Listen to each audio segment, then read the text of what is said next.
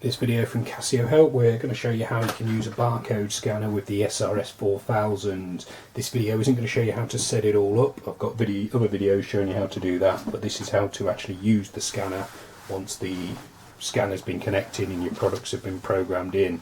It's dead simple. It's pretty much like any other sales transaction. So the first thing is to make sure that the key is in the reg position.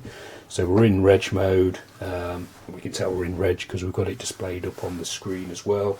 And then you simply take your product that you're selling, hover the barcode scanner over the barcode, and then it'll just read the barcode automatically, and your description and price appears on screen.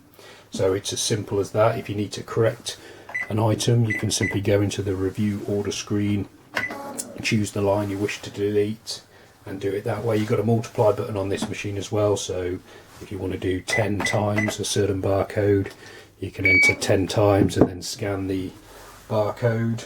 You can enter other items on the sale in the normal fashion, so you can just ring through the amount alongside the barcode item. So yeah, it's as straightforward as that. When you've entered all your items, subtotal, and then if they're paying by credit card, simply hit the CH button. The transaction will be cashed off, and if you've got the receipt set up, you'll get a receipt printout.